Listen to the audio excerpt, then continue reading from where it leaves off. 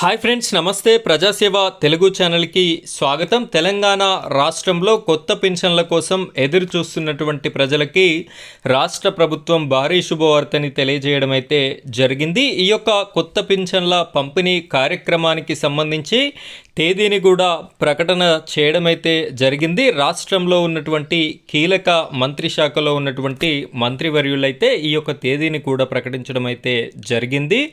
దీనికి సంబంధించినటువంటి పూర్తి క్లారిటీ ఇన్ఫర్మేషన్తో పాటుగా అసలు ఈ యొక్క కొత్త పెన్షన్లు పొందాలి అనుకుంటే వృద్ధాప్య పెన్షన్కి ఏమేం అర్హతలు ఉండాలి, వితంతు పెన్షన్కి ఏమేం అర్హతలు ఉండాలి, దివ్యాంగ పెన్షన్కి ఏమేం అర్హతలు ఉండాలి, ఒంటరి మహిళా పెన్షన్కి ఏమేం అర్హతలు ఉండాలి అనేటటువంటి క్లారిటీ ఇన్ఫర్మేషన్ని తెలియజేస్తాను.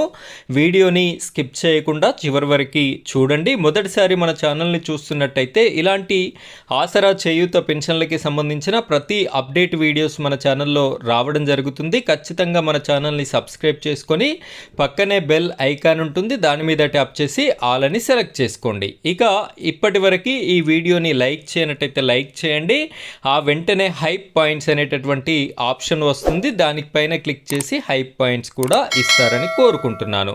ఇప్పుడు మనం వీడియో టాపిక్లోకి వెళ్ళిపోయినట్టయితే ప్రముఖ దినపత్రికలో వచ్చినటువంటి ఆర్టికల్, ప్రముఖ మీడియా ప్రతినిధులకి పత్రికా సమావేశంలో భాగంగా ఈ యొక్క క్లిప్పింగ్స్ అయితే మనకి రావడం జరిగింది. జూన్ 2 నుంచి కొత్త పెన్షన్లు అని చెప్పేసి కీలక మంత్రి శాఖలో ఉన్నటువంటి చెన్నూరు ఎమ్మెల్యే మంత్రి గారైనటువంటి వివేక్ వెంకటస్వామి గారైతే జూన్ 2 తారీఖు నుండి కొత్త పెన్షన్లు స్టార్ట్ అవుతాయి, జూన్ 2 నుండి 2 లక్షల మందికి కొత్త పెన్షన్లని ఇస్తాము అని చెప్పేసి రాష్ట్రం ప్రభుత్వం క్లారిటీగా ఆమోద ముద్ర కూడా వేయడం జరిగింది అని చెప్పేసి మనకు వివేక్ వెంకటస్వామి మంత్రి గారైతే తెలియజేయడం జరుగుతుంది.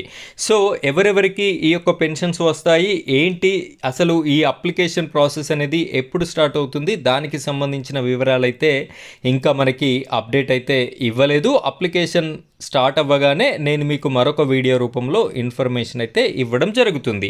అయితే మనకు ఉన్నతాధికారుల ద్వారా ఉన్నటువంటి సమాచారం మేరకు ఏమేం డాక్యుమెంట్స్ ఉండాలి ఈ యొక్క కొత్త పెన్షన్లు పొందాలి అనుకుంటే కామన్గా ఈ 4 కేటగిరీ పెన్షన్స్కి వృద్ధాప్య, వితంతు, వికలాంగ, ఒంటరి మహిళా పెన్షన్స్కి ఈ నలుగురికి కూడా కామన్గా ఉండాల్సినవి ఏంటి అంటే, ఒకటి ఆధార్ కార్డ్ అనేది తప్పనిసరిగా ఉండాలి, రెండవది రేషన్ కార్డ్ అనేది తప్పనిసరిగా ఉండాలి, మూడవది కాస్ట్ సర్టిఫికెట్ అనేది కూడా తప్పనిసరిగా ఉండాలి, నాలుగవది ఇన్కమ్ సర్టిఫికెట్ అనేది కూడా ఉండాలి. ఇన్కమ్ సర్టిఫికెట్ వచ్చేసి 1,50,000 లోపు ఉన్నటువంటి వారికి మాత్రమే ఈ పెన్షన్స్ అయితే పొందేటటువంటి అవకాశం ఉంటుంది. సో ఈ విధంగా ఈ 4 ఉన్న తర్వాత వృద్ధాప్య పెన్షన్ కోసం అప్లై చేసుకునేటటువంటి వారు ఇంకొక ID proof, voter ID card కానివ్వండి, మీ యొక్క 10వ తరగతి సర్టిఫికెట్ కానివ్వండి, మెమో కానివ్వండి ఉండవలసి ఉంటుంది. ఇక వితంతు పెన్షన్కి అప్లై చేసుకునేటటువంటి వారైతే మీ యొక్క భర్త డెత్ సర్టిఫికెట్ అనేది కూడా ఉండవలసి ఉంటుంది.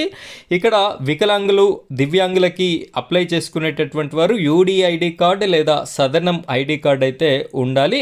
40% ఎబో వైకల్యం ఉంటే మీకు పెన్షన్ అనేది ఇవ్వడం జరుగుతుంది. ఇక చివరిగా ఒంటరి మహిళా పెన్షన్కి అప్లై చేసుకునేటటువంటి వారికి మీరు ఒంటరిగా జీవిస్తున్నట్టుగా మీ గ్రామ పంచాయతీ కార్యాలయం నుండి ఒక సర్టిఫికెట్ అనేది కూడా తీసుకోవలసి ఉంటుంది. ఈ విధంగా ఈ పత్రాలు అయితే రెడీ చేసి పెట్టుకోండి. మీకు అప్లికేషన్ తేదీ ఆఫ్లైనా ఆన్లైనా అది ఎప్పుడు స్టార్ట్ అవుతుందో స్టార్ట్ అవ్వగానే నేను మీకు మరొక వీడియోలో ఇన్ఫర్మేషన్ ఇవ్వడం జరుగుతుంది. సో ఆ వీడియో మీకు నోటిఫికేషన్ రూపంలో రావాలి అనుకుంటే మన ఛానల్ని సబ్స్క్రైబ్ చేసుకొని పెట్టుకోండి. Thank you friends, thank you very much.